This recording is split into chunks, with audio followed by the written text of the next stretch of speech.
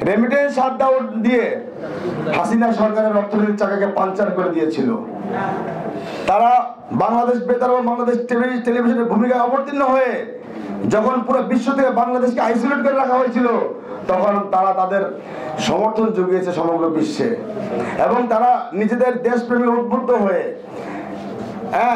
তারা রাস্তায় নেমে এসেছে, মিছিল করেছে এবং পুরো বিশ্বকে জানান দিয়েছে যে আমরা বাঙালি জাতিরা এক রয়েছি।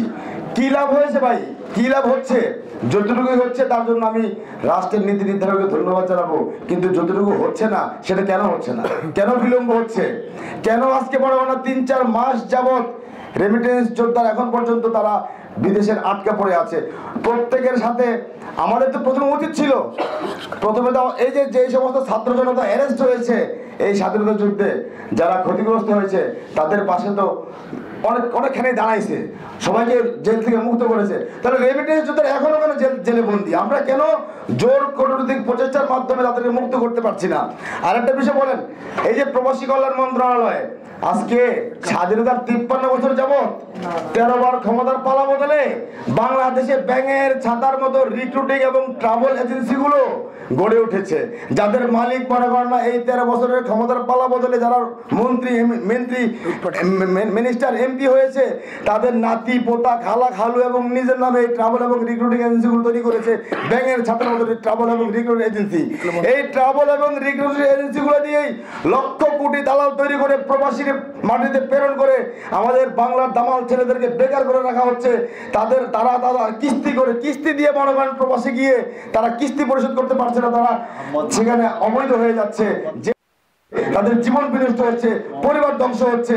এই স্বাধীনতার 53 বছরে এই যারা মন্ত্রী এমপিদের এই যে ব্যাংকের ছাতা বলে ট্রাভেল এজেন্সি, এই সবগুলোকে সিলগালা করে বন্ধ করে দিয়ে এদেরকে মনিটরিং করতে হবে, যেটাকে সঠিক রুলস রেজুলেশন অনুযায়ী এরা লাইসেন্স পেয়েছে কিনা, এদেরকে মনিটরিং করতে হবে, এরা টার্মস এন্ড কন্ডিশন ফলো করে কর্মী পাঠাচ্ছে কিনা।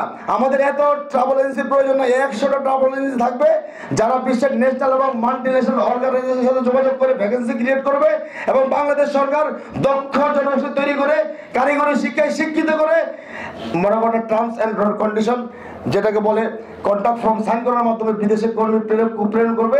সেই কর্মী মনে বিদেশ থেকে সোনার ডিম বাংলাদেশকে উপহার দিবে। বর্তমানে যে রেমিটেন্স আসতেছে তার থেকে ডবল এবং 3 ডবল বেশি রেমিটেন্স আসবে যদি আপনি সঠিক পন্থায় রেমিটেন্স খাতকে শক্তিশালী করতে চান। একটা রেমিটেন্স খাত শক্তিশালী না হইলে কখনোই বাংলাদেশ আলোর মুখ দেখবে না, আপনি যতই আন্দোলন করেন না কেন। অতএব এই দুর্নীতিমুক্ত মানে দুর্নীতিবাজ এই স্বাধীনতা 53 বছর যাবত যারা এই যে নিজের পেশি শক্তি এবং অর্থ শক্তি দিয়ে ট্রাভেল এবং রিক্রুটিং তৈরি করেছে, এদেরকে মনিটরিং এর ব্যবস্থা করতে হবে। এবং এই মনিটরিং কারা করবে? মাসুদ ভাই করবে, সালাউদ্দিন করবে, আমরা 16 বছর যাবত এই রাফসার ভাই করবে, এই বড় কন্যা যারা প্রবাসীদের নিয়ে কাজ করেছে তারা করবে। কেন? আমরা রুট লেভেলে বিশ্বের সকল প্রবাসীদেরকে নিয়ে সাংগঠনিকভাবে একত্রিত করেছি, ঐক্যবদ্ধ করেছি, বাংলার ছাত্র সমাজকে এই 2024-এর আলো দেখিয়েছি। আজকে যদি ছাত্র সমাজ এবং বাংলাদেশের রাষ্ট্রপতি ভুলে যায়, এটা হবে বিশাল বড় প্রতারণা। আর এই ভুলে গেলে তারা কখনোই মঞ্জিলে মকসদে পড়তে পারবে না, তারা একদিন ধরাই খাবে যদি আমাদের অবদান তারা ভুলে যায়। আর আমরাও মনে করেন আপনার যারা রেমিটেন্স যোদ্ধারা ভুক্তভোগী পরিবার যারা রয়েছে, আমরাও তাদের কখনো ক্ষমা করবো না। আল্লাহ তাআলা তাদের ভালো করুক। আমরা দেশের ভালোর জন্য যেভাবে আমরা আত্মত্যাগ দিয়েছি, আমরা যেভাবে নেমে এসেছি রাস্তায় বিভিন্ন দেশে দেশে, আমরা যেভাবে আমাদের জীবন ধ্বংস হয়েছে, আমাদের সবকিছু হারিয়েছি, আমরা এখন নিঃস্ব। সব মন্ত্রণালয় মনে করেন আমরা অ্যাপ্লিকেশন, স্মারকলিপি, দরখাস্ত অনেক কিছু দিয়েছি, কিন্তু রিপ্লাই কোনো কিছুই পাই না।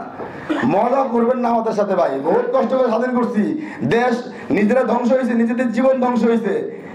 এটা নিজেরা ক্ষমতায় পাইয়া মনে করেন না একটু ক্ষমতার সঠিক ব্যবহার করেন। আবার বন্ধ করে দেবেন রেমিটেন্স বন্ধ করার জন্য আমাকে অনেক মানুষ বলতেছে যে আমরা যদি রেমিটেন্স যোদ্ধারা যদি আমাদের অধিকার সম্মান এবং ন্যায্য হক না পাই, সালাউদ্দিন ভাই আপনি বলেন, আমরা যারা আছি আমরা আবার উদ্যোগ নেব, কিন্তু আমি বলি ধৈর্য ধরেন। যাদেরকে 2018 থেকে আমরা সর্বাত্মক সাপোর্ট দিয়ে আসছি, সর্বাত্মক সহযোগিতা করে আসছি, তারা যদি সেটার মূল্যায়ন ভুলে যায়, তারা যদি মনে করেন না সেটাকে মনে না রাখে, তাহলে আমরাও ওদের মনে রাখবো না।